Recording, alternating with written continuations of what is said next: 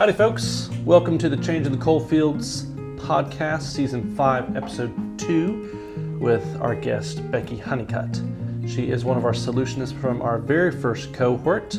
We filmed this conversation earlier in the year, in the wintertime. When we met her, she was doing something very near and dear to my heart, tackling an old, cold, historic building in her community. But as you'll find out, it's not just any old building. Becky's made some incredible strides this interview through our Solutionist program, and actually was recently awarded the Power of Performance Award for revitalizing communities, which is very exciting. If you listen to these interviews with our Solutionists and want to learn more about their work, their cohort will be graduating their 1-year program. Believe it or not, we're at a full year of doing this program now, all together at our annual Roundup gathering, which will be September 25th, 2026 at our West Edge factory. It's a free event. We welcome anyone to come out to just learn about the work and share and collaborate and engage with rebuilding the Appalachian economy from the ground up.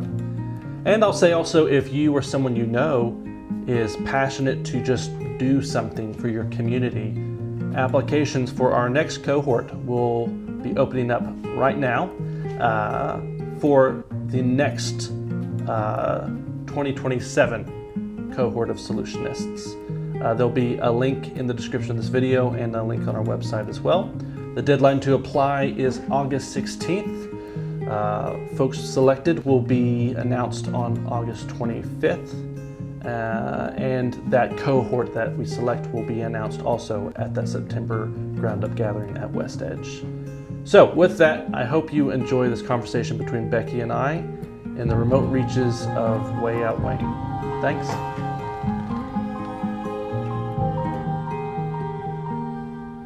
Because I want to get that sign. Okay, testing 1, 2, 3. Testing. All right. Howdy, folks. My name is Jacob Hanna. I'm the CEO of Coalfield Development. We're a nonprofit based in Huntington, West Virginia, serving the southern coal fields of West Virginia. And one of those regions is a place near and dear to my heart here, way out Wayne County in Dunlow, West Virginia. A place where I was raised and played in as a child, just 2 miles up the creek here, where I was baptized, believe it or not, in this creek. And today I have the pleasure sitting with Becky Honeycutt, the fourth generation owner of Stroud's Hardware. Stroud's Hardware. Yes. If you're only listening, I'm pointing to a awesome historic sign that says Stroud's Hardware beside the road that I would drive past all the time as a kid, either going to church or going to grocery stores. And my dad would point to that sign and say, "Son, that was the widest spot in the road where the Greyhound bus would stop and pick up folks to go down into Williamson." And just thinking about, wow, there's once upon a time where there's a Greyhound bus that went through, way out Wayne County. That's wild to think about. And it was a sign for me of what a thriving hub this used to be, this location of Stroud's Hardware. And it always just stood out to me as a kid. Whenever I drive past, it's like, okay, that used to be this bastion of opportunity, and I wonder what it could be someday later. And fast forward, and I don't know, how did we first get connected together? I do not know. I can't tell you how we first met. I just know you pulled up in this parking lot one day, and I was like, yes, that's just, I guess, would love to talk to you. Yeah, your vehicle was here, and I thought, someone's maybe doing something with the place, because it's a small area, so whenever there's any sort of activity, it's kind of a good thing, bad thing. Folks are nosy. I'm nosy. I'm like, oh, what's going on? And I got to chatting with you, and you shared this beautiful vision that you have for this building and that you have for the community. And so I don't want to jump ahead and rush into it, because I want to work my way into it.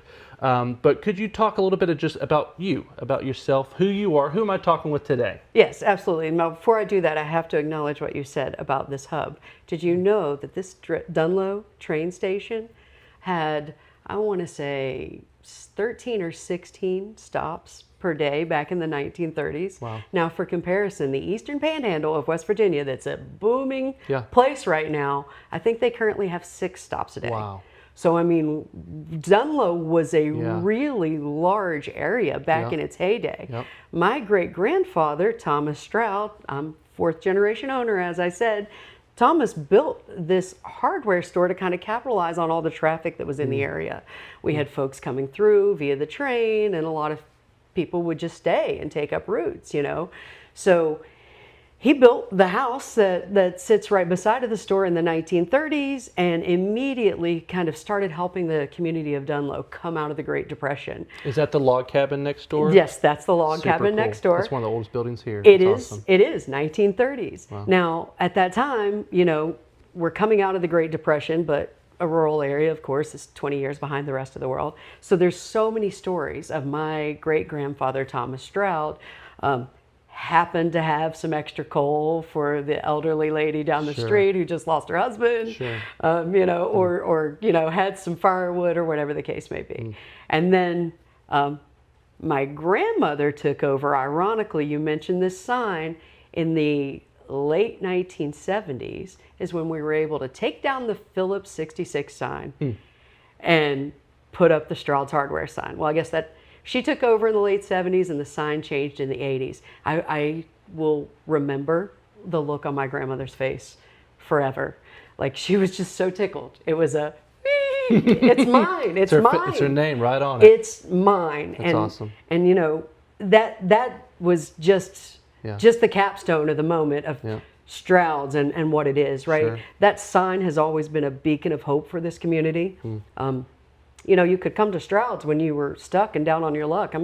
We had a little yard sale to kind of clear out the building when we first moved here, and so many folks would approach me with stories about Stroud's and what it means, and you know how we impacted their community. So it was heartbreaking and heartwarming all at the same time to hear. You know, the pastor Mark will tell you, you know, Jean saved my life. She saved my family. We didn't have heat. We just had a new baby, and they had no money. They had no way to help. And my grandmother, Wilma Jean, hence the Becky Jean, she would, you know, get them what they needed, help them get it, you know, installed, up and running, and then you pay what you can until it was squared away. What an amazing legacy. I mean, it embodies just the culture that exists, that I grew up here out Wayne County, of just folks looking out for each other because there is nothing else really that's going to swoop in and help. We got to stick together and help each other. Right. You mentioned a couple things that I really want to dive into and explore. You know, one was just sort of the legacy of how long this has been here.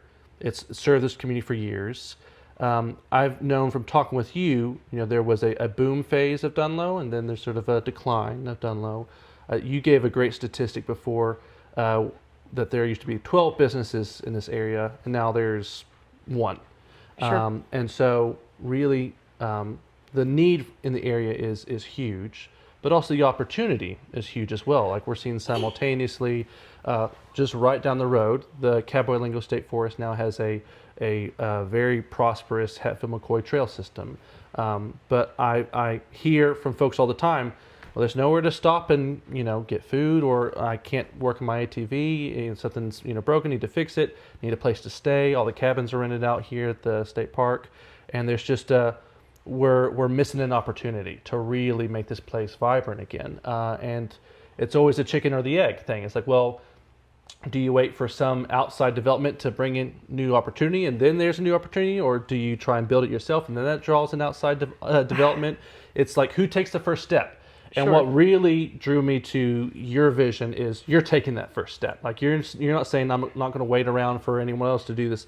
You're going to do this, and you're going to do it in a way that ties into your legacy. And so what is the vision? So we're sitting right here in the space. Sure. So we want to intentionally just have this conversation in your space. And so where are we, and what's the vision? Absolutely. So I got slightly pushed into that first step when I heard that Dollar General, this big name, wanted to take this space. I was like, no.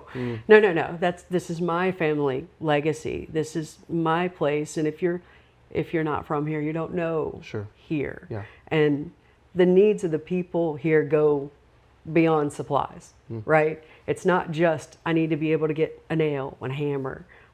You know, I need someone I can count on.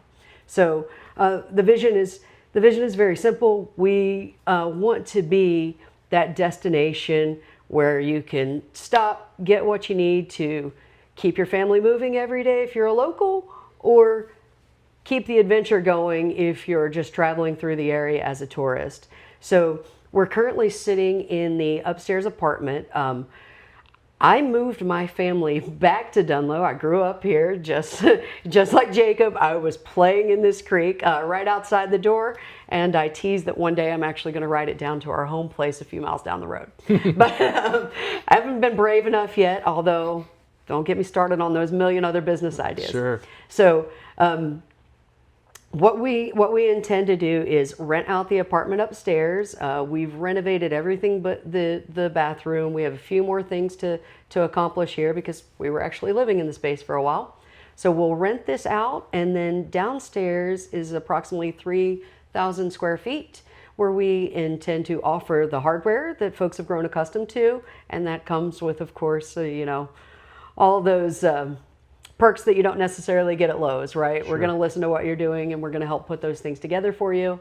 And then we're going to offer the ATV parts that, our tourists are asking for. We're going to offer liquor that they're looking for. We're going to have made to order food that's not just your usual pizza and hot dogs. When the one other business in town is full and it's taking 30 minutes to get through because they simply can't keep up with demand, we want to be there. We want to give you another option. And we're directly accessible from the trail. So when folks come to stay with Stroud's, they don't need a trailer. They can just get right on their ATVs and go. Or when you shop from Stroud's, you can get right back on the trail.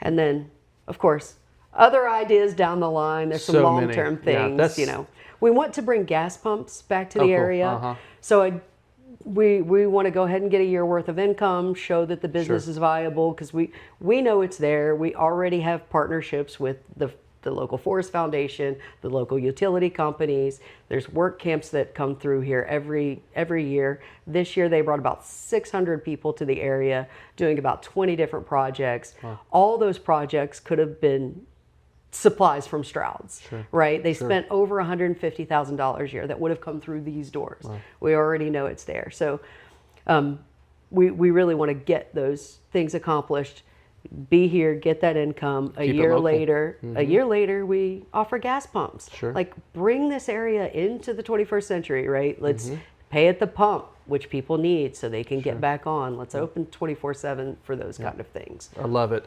When I grew up here, we would do a monthly run where it's like, all right, you have enough supplies to last you for the month, and then you go once a month to either Logan, to the Walmart there, or to Williamson across the river to the Walmart there, or if if you got a whole bunch of time to kill, go all the way to Huntington. But this, there's a lot of rural communities like this that sort of, it's far from everything. And so, not only is this providing a service that helps folks not have to drive 3 hours to just go pick up things that you need to live on, but it creates that community, that sense of that it's not just transactional, it's a tide that lifts all the ships together. And that's really what's beautiful to me about your story. And, not only are you taking on a building that no one else is, taking on. You're taking on in an area that a lot of folks have really maybe just sort of given up on. Wilsondale, the town over that I grew up in, has a population of 84 people.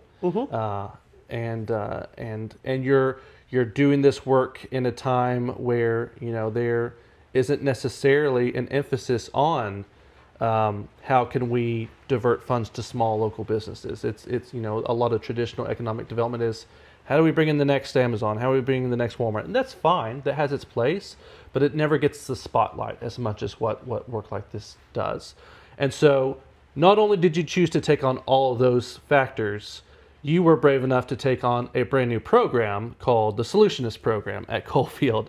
Yes. And the reason why I want to brag on that a little bit to you is because this was a concept that at Coalfield, we really found that we were doing great work with our model, but it was only with folks who were already, they've already got their business, they've already got their nonprofit, they've already got their thing going, and it's great. We're working with them to build their capacity to do more, but communities like this, rural areas like this, were always getting left behind because there wasn't that thing already there.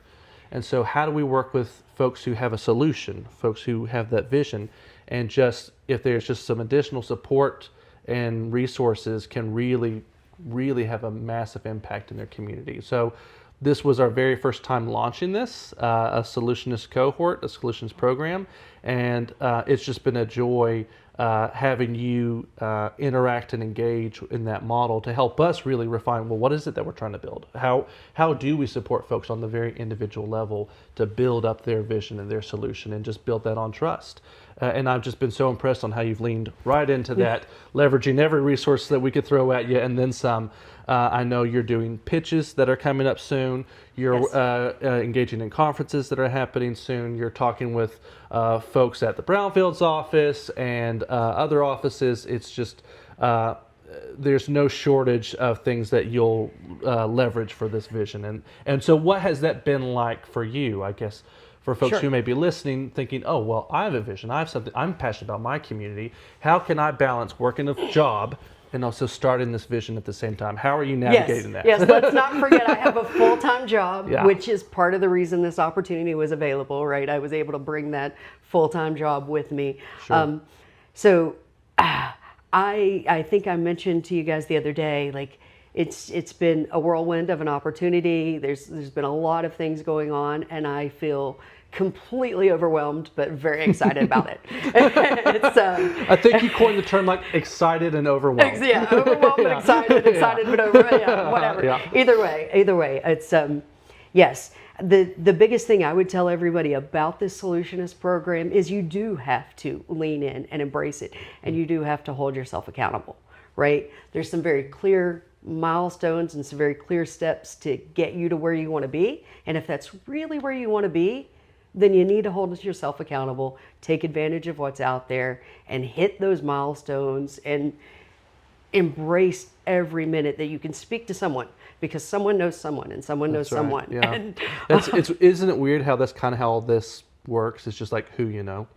It's like I always grew up thinking, oh, well, you have to have like the perfect structure, the perfect plan, and those things are really important, don't get me wrong. But the more I do this work, it's really evident of like, wow, relationships really go a long way. It's like, the fact that I can pick up and call someone on the phone if I have a question goes a long way. And so you're just someone who's really good at that relationship building. My best friend says to meet me is to remember me. And that's what I think makes me a brand ambassador, right? So far, I've been a tremendous brand ambassador for 2 Fortune 500 companies. I've made some other people very rich. It's my turn to make a comfortable living. I'll never be rich in Dunlow, but I don't need to be. I felt quite rich just growing up and being a part of this business, right? We are well known in the community. If you say Stamper or Stroud, oh yeah, that's someone you can count on. I want to pause there because I want to absolutely validate that. When I grew up in this area, just the Stroud name was a strong name. Like you associate with just strength and just the pride in the name. A close friend of mine who sadly passed away, his name was Matt Stroud. Yes.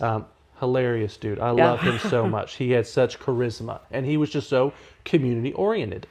One thing he said that was just, it always just stuck with me. He'd give these like little weather updates and talk about the community and say, he'd end with his little moniker, don't sweat the petty things and don't pet the sweaty things. I love it. I love it. It's just the name of Stroud it's got a great legacy behind it. And you carry that forward in a way that does help you build relationships and navigate relationships in a way that leverages resources for your community. And it's really impressive to see you do that. Stroud's is a name of service. So all of the Stroud boys who grew up in this little cabin over here served in the armed forces. And you did. I served in the armed forces. That's right. That's your bag behind you. Yeah, there you go. Yeah. Took my little tour of Iraq, packing that duffel bag around, busted up my knee. My friends love to tease how I'm 47 with a bum knee from the war. It's very true. But we've always had that mindset. And I'm sure that came from my great-grandpa Tom as well. And then my grandmother Wilma Stroud marries Jerry Stamper, and the Stampers have the same legacy of hard work, right? They're carpenters by trade. My cousin's 4th generation, this building was built by Thomas Stroud, and then my grandfather Jerry Stamper kind of revamped it in the 90s to add this apartment. So they've always been giving us opportunity and creating this very strong footprint and foundation for us. And I think that's, my kids were obviously quite shell-shocked when we moved from the Eastern Panhandle, an hour outside of D.C. to this area. They're like, wait, what do you mean no DoorDash? Like, oh, what do you mean Walmart's 40 minutes away? I don't understand.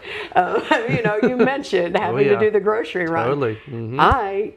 I hate to admit that I hit Ohio, right? Sure. I get dinner in Huntington, and then I have to go take my money to Ohio because I can get the Sam's Club, I can get the Aldi, and I run the little gambit.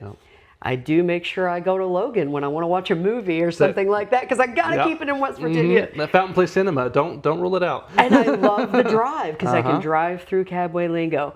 It's fantastic. But the legacy of service is absolutely something that makes me extremely proud. So for folks who might be listening, what does life look like in a rural setting like this? So I know you and I, on the way in, we were, I knew I could shoot you an email before I left the office, but I wouldn't be able to talk to you for another 2 hours until I got there because there's no cell service on the way in.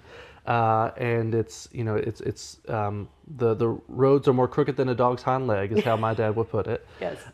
And water is a scarce commodity here.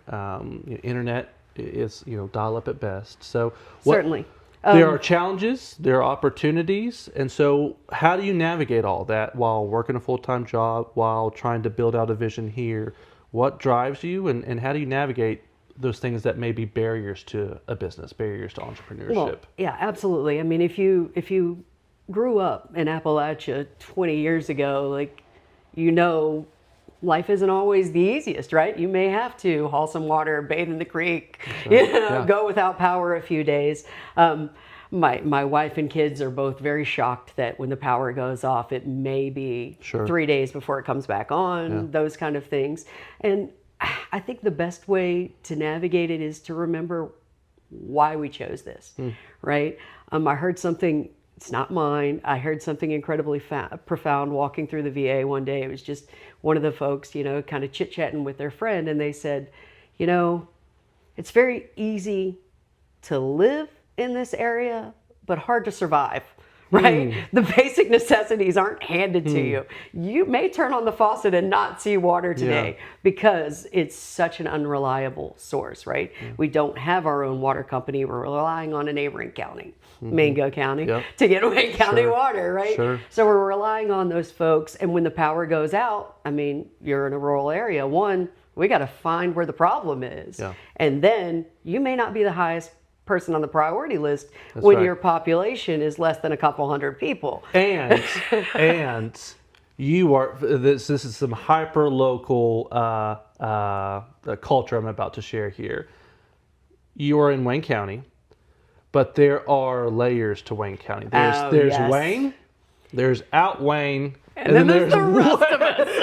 There's way out Wayne. Yeah, you go way out Wayne and then go about 30 miles south, and now you have reached our destination. That's right. So when you're saying like you're into the line of the priorities, it's no joke. It is absolutely into the line. So when I first moved here, I told you I work from home. I brought that job with me, and that's my livelihood. That's how I'm supporting my family here, right? I mean, thankfully, I have been so established in my job I could do that, but I had to get internet, and I got internet, and they're like, that's the best we can give you. I'm like, I can't open a business with this. So I've since, adopted Starlink, for working from home. Nice. Starlink's doing well. And in terms of the power, I've spoken to actually Solar Holler. Nice. I'm really interested in getting solar on the roof, but I have to add a battery backup. Right. Because without the battery backup, it's nothing. But just things like that you wouldn't have to think about in Huntington, right? Exactly. Like I don't need a generator, I don't need solar power, but we have to be here for the community. When the power goes out, they need Strouds. They need someone to cook for them. They need someone to. This is the first place you're going to look. So in order to be that person, we're going to have to make extra investments that other folks don't have to make, right? Yeah. I don't know that I'm going to be able to count on the water source because there are days when they simply don't have a water source. I can't be on a boil water advisory with food, you know. Yeah. I want a restaurant. So Yeah. in order to do those things, we're going to have to consider, you know, the Sure. well and all that stuff. You got to think about an ecosystem while you build the thing in the ecosystem, Right. which You're literally building your own infrastructure because Yeah. it simply doesn't exist. Yeah. Yeah. And that's just why I just have all the respect in the world for you, because that's incredibly intimidating for folks, and you're talking about it in a way that is just very ambitious and positive. You don't see it as, I don't hear anything that's like, darn this place, I wish this was better. It's like, yeah, well, of course, you know, we all wish things were better, but you're choosing to do something about it, and that's really that's a solutionist, in my opinion. So my uncle, I is the first thing I said. I was like, yeah, go ahead and laugh. I'm sure you're chuckling very hard. I was 18, you know, graduated Tulsa High School, and was like, okay, I've got to go to college and I need a job. So I became, you know, our major export, and out I went, right? I didn't leave the state. I stayed in the Eastern Panhandle because I am a West Virginia resident for life. Sure. I can't, you know, if I decide to run for governor one day, that's definitely going to be a part of that platform. There you go, yeah. So I say I'm on the mansion plan all the time. Governor, then senator, that's great. But, you know, I want that not to be the case for my kids, you know. Sure. I want them to have some opportunities so they don't have to exit. Yeah. When I had the opportunity to come back, like I said, I'm like, man, my uncle's dying and laughing so hard because I was just itching to get out of here when I was 18. I went, I saw the world, you know. I traveled to Iraq and Kuwait and Germany and various other places, and there's really, when you hit adulthood, no, there's no place like home. Oh yeah. You know, just things were getting crazy, and Yeah. this is the place to be. I had a very similar journey in my life as well. Grew up on the top of Kelly Knob, maybe like I said, 2 miles just up the road, Capolingo, and couldn't wait to get out of the holler. You know, like just I want to connect to the world because I feel like I'm so disconnected.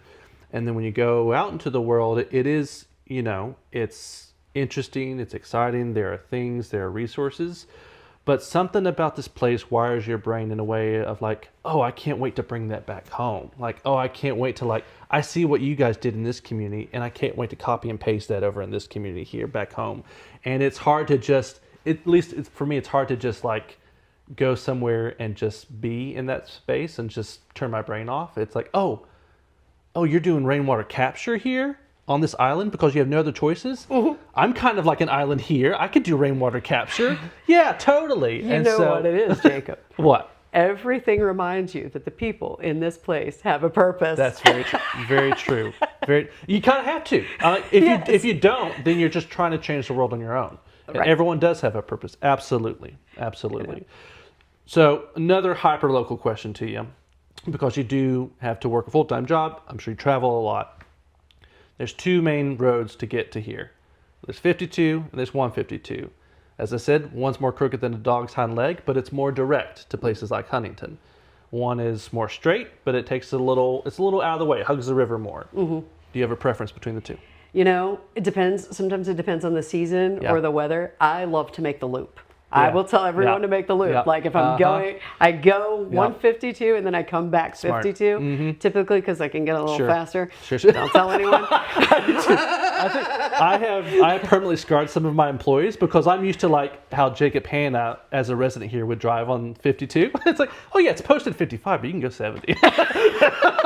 Like, wait a minute, I'm in a company car. Better slow down. All right. So a friend of mine, my bestie, ironically, who made the comment, and he said he's always wanted to live off grid. He's wanted to do his own thing. I'm like, come on down, buddy. And he fell in love with the place, but for him to drive from here to 2 miles down the road to the other business, he's like, I'm like, buddy, what took so long? Exactly.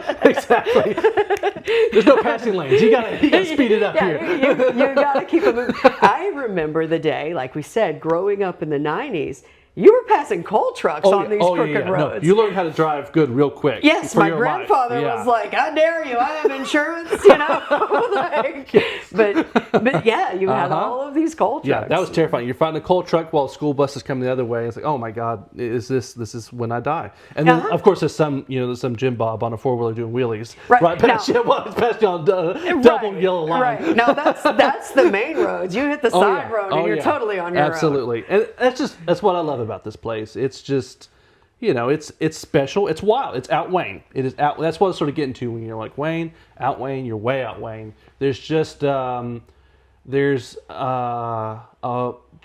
unfilteredness about it. It's what I consider when you see wild, wonderful West Virginia. I see those first two words in Wayne County and in places like Wayne County. You can find it in other places throughout the state that are rural. But it's just special. It's something that's always special to me, and that always draws me back to the area. And I think you are not trying to make this place a Huntington. You're trying to make this place lean into what it's got strengths in its ruralness. That can in and of itself be an economic driver. People want to come here to get away, but also have resources as well. And you're really finding creative ways to strike that balance. Yeah, absolutely. I don't want to be McDonald's. But I want you to have that McDonald's-like convenience, right? Like we've all grown accustomed to certain luxuries in life. Technology advances and things happen, and folks deserve to still have those luxuries with that hometown feel, right?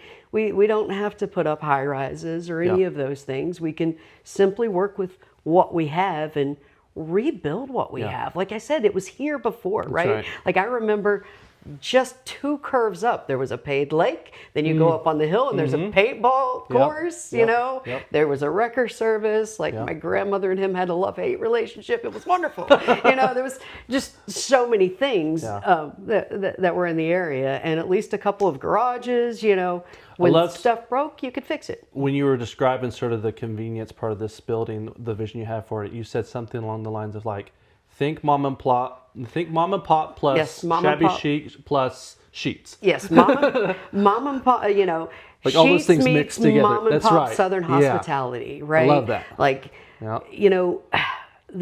we have one other business in the area, and the reviews aren't great. Now, the thing that bugs me about that, right, is locals don't leave reviews. We just tell you how we feel. Sure. It's not us. Yeah. It's the folks who are coming in from out of town that are concerned about the service. Well, if there's only one place to go and you don't like that place, you're not going to come back next year, right? That's lost revenue for us. That's lost opportunity. Stroud's is going to be that destination where people are telling their friends, oh my God, you have to go to Stroud's. Check out their cool floors. They have this, this great look.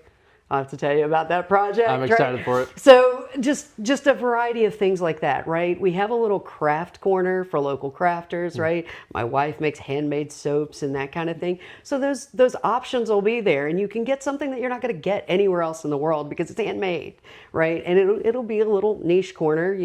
We already have a local farmer who's going to be, selling produce and eggs during the season. Just those little intricacies that you find when you visit the country. It's what people come here for. They're not coming, to Dunlow, West Virginia because they want to go to the mall every day, right? Sure. They're coming to Dunlow, West Virginia because they want to play in the hills and, ride through the mountains. Yeah. And we want to be a part of that experience. I love that. We don't want them to go to Kentucky to find somewhere else. We No want them to shame, be a part of this experience. Right. No shame, of course. We can collaborate. We can collaborate, but I'll send them to you when they're done here. There you go. We'll share. Yes. So in 6 months, when I come back and I'm getting a snack here at the store when it's open, and I say, Becky, what do you recommend? RC Cola or L8? Which do you prefer? What would you choose for me? I'm going to get country on you. I'm raising the youngins on RC. Bless you. I have in my office an RC Cola sign. It's just there's something special about it. There is. It's so good. There is. That's the first thing that my youngest got hooked on. She was like, "Why did we not have this before? How did I not know about this?" It's so good. Okay.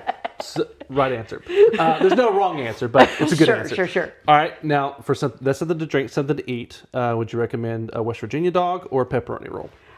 Oh, definitely the dog. Yeah, and I agree. Sauce is boss, right? Sauce is boss. That's right. Yes. We have a family recipe that's to die for. Okay. Come on down, you'll get it at Stroud's. I would love that. The family I would recipe love for the that. hot dog Yep. chili. Yeah, it's definitely a hot dog all the way.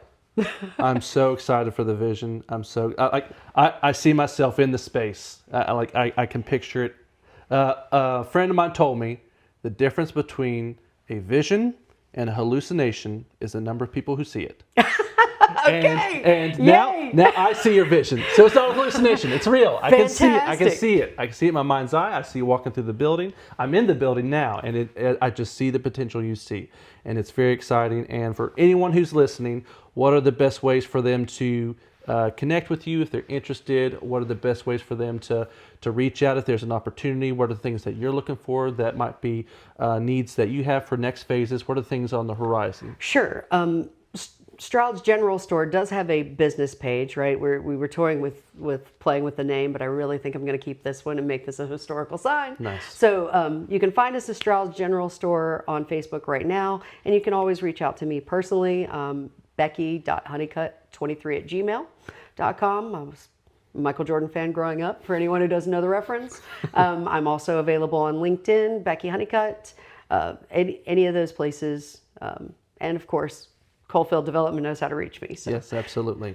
What's the next phases that you have coming up? What are things you're working on in the building? I know to eat an elephant, you got to start, one piece at a time. Absolutely. So what's next? So let me tell you, we've been eating this elephant for quite a while. We've already invested quite a healthy chunk in just getting the building back up to code, right? So the next phase is to open for short-term rentals in March, so we can cater to those tourists who currently have nowhere to go, right? There's 12 cabins and 2 rentals around. So we're going to give them another space to go. We'll be able to sleep, I think about 10 to 12, roughly, depending on what we do with the beds here. And then that'll give us some income starting in March. We actually have already secured our 3rd government contract, so they will be here in April.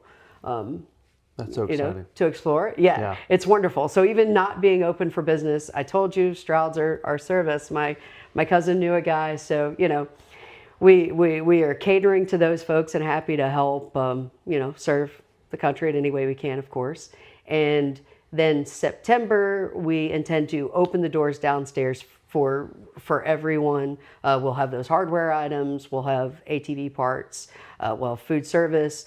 We'll eventually get our liquor license so that we can offer that. We have another solutionist in the program who needs a distribution. That's right. So I love how much so there are 10-ish other solutionists in the program. You've already worked with one for renovations. You're working with another one for, he's got some awesome connections to Hatfield McCoy, sort of liquor and the history.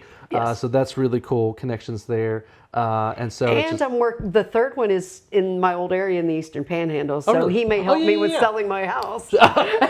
Up there. Bless him. Yes. Perfect. Yes. Perfect. And Donna and I have shared many conversations. Love so Donna. I will say Donna's the next interview that I have. Yes. That's great. I've hit several of our solutionists. That's part of the pleasure of the program, right? You get like-minded individuals who you can just tap on. Love it. And for anyone who'd like to, the graduation, sort of the official finish of the Solutionist cohort, will be at our Ground Up gathering. That's usually the 4th weekend in September, but we'll have the official date out soon. So it'll be wild that it's been 1 year doing this sort of program together. So that's been super exciting, super satisfying just to see you just go full bore into it. Any last things that I didn't ask, or any questions or anything that you'd like to leave us on? I'm excited to bring, some healthy competition back to the area, because that competition is going to breed hope for folks now, right? It's going to eliminate some price gouging that kind of perpetuates the poverty around here. So I'm looking forward to that. I'm looking forward to the locals kind of seeing their own lives impacted and changed just because they have a choice. That's right. Every single day. Love that.